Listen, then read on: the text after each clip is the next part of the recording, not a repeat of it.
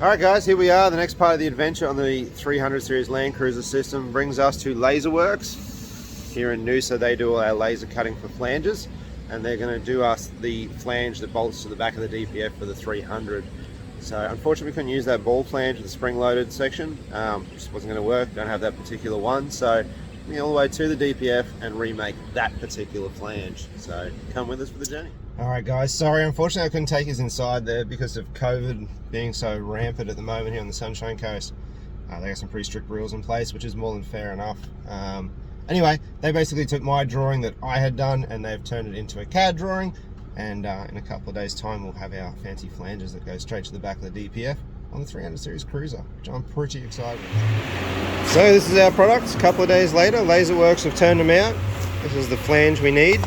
This is just the base pattern. This still has to have an edge machine into here for the seal to go into. But that's going to be our flange off the back of the DPF for the new 300. Here we are back at it with the mighty 300 Series Landcruiser. This is the system that we're going to be jigging. We've seen this part earlier on in the previous video. This is the piece that comes off the DPF right here, and that's the crucial flange we had to have made. So Anthony's just under there ripping out the stock system.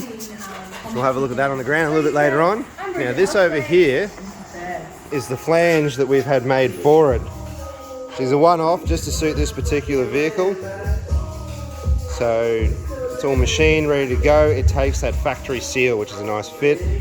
So I'm just going to prep the back side of this. See that black coating? That's got to come off. Grind that back a little bit so we can weld to it. And we're going to start building our exhaust from this piece.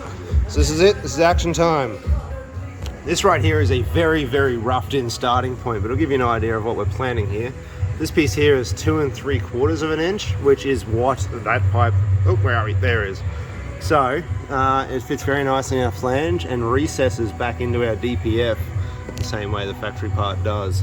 So we're going to trim this fellow down a little bit because he's sort of sticking back here a little bit further than what we'd like, and then we'll start building from there. We're going to have a flange point probably around here somewhere. We'll go straight out to 3.5 inches. We use a 3-bolt flange for that, and the system will be based from there backwards with a big flex in it as well. This here is what does the, I don't know, the flexing of the exhaust, I suppose.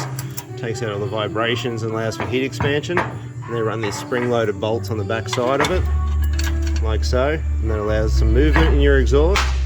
We couldn't use this flange. This is a new one Toyota have just developed. It's larger than anything we've ever used before, so that wasn't an option. That's why we've gone all the way back to the DPF there. So that's that bit there. So what we'll do is we'll add a flex bellows into this exhaust system to do the same job as that. Alright guys, we've been playing around with a few ideas on how to get the exhaust started. Getting it off the back of the DPF and getting the exhaust started, moving from that point. It's been a bit of an interesting one. 2 3/4 of an inch is a bit of an odd size, and so therefore stepping that out to 3.5 inches in the smoothest, neatest transition is something we've put some time into. See, it's gotten dark out there now, so we're probably an hour and a half into this idea. We did start this car at 5 o'clock, so we want the night time where there was no interruptions. We could just get into it and really methodically think out each section. So I'm going to show you what are on the bench behind me, and at this stage, and this may change in the future, this is what we're going to run with. So this is our beautifully machined flange. Just take a second to sink that in for a second. That is a beautiful piece. This is our 3.5 inch tube we're using for mock-up. This is aluminized. We're still debating as to whether this will be a 409 or a 304 inch system, so if anyone wants to throw a comment down below, please do so. What your expectations and what your wants for an exhaust system would be on this car. So always happy to get some feedback. Now this piece here is 2 3/4 of an inch, fits very nicely in our flange, which it has to go through it. Much like that other part on the car, it has to go slightly through there to hold that seal and maintain it. So this is what I've got so far. What we're going to do is this piece here goes inside of here. It's a very nice tight fit. I'll just, bit of a two-handed job, so I'm going to use my elbow. So that'll go in there, and that'll be welded on the inside of that one.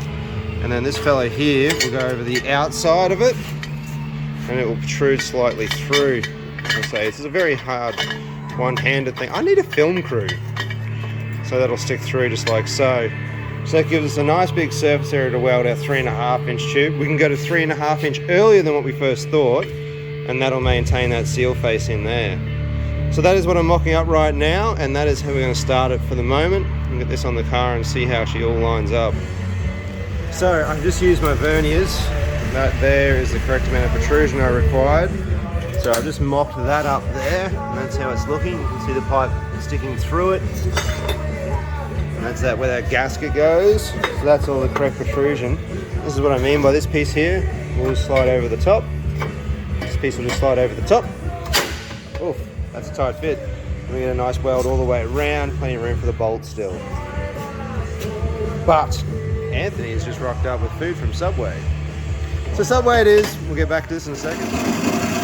Throwing some measurements at our first elbow. This is a 45-degree, 3.5-inch elbow. Just using the bandsaw here to make some nice straight cuts. We'll see how this lays up in the car. So our flexi is going to go on the end of it.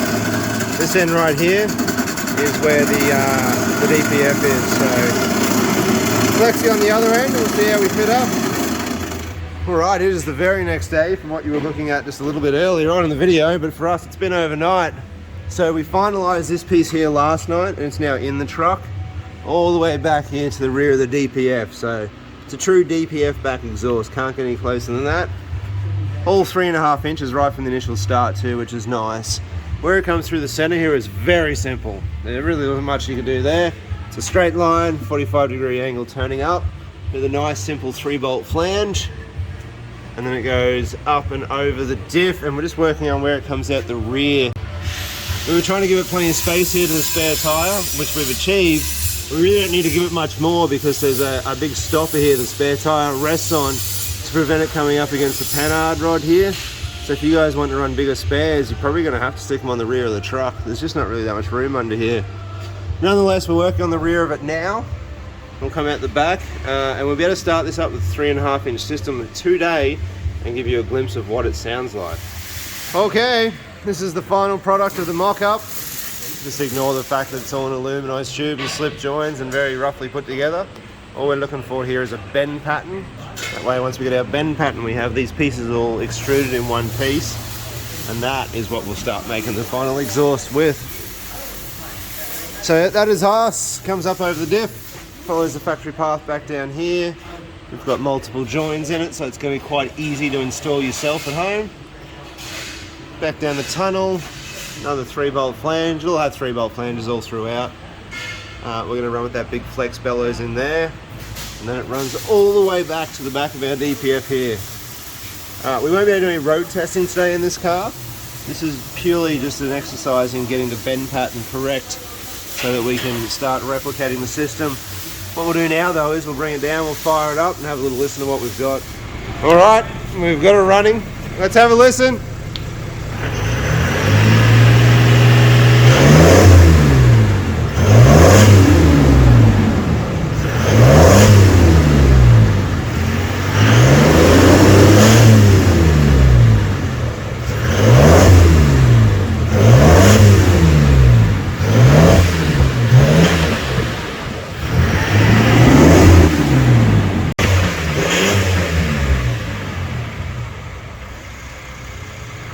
Alright, well, there it is. These things don't do a lot in park because they've got a rev limiter built into it. So to actually get this thing out and road test it properly, we won't actually get to have the full experience of how it sounds. But for the initials, that's actually really quite good. A lot more promising than what we actually first thought as far as sound would be. So we're going to wrap this up now. We'll put the stock exhaust back on the car, and these parts are going out to be copied.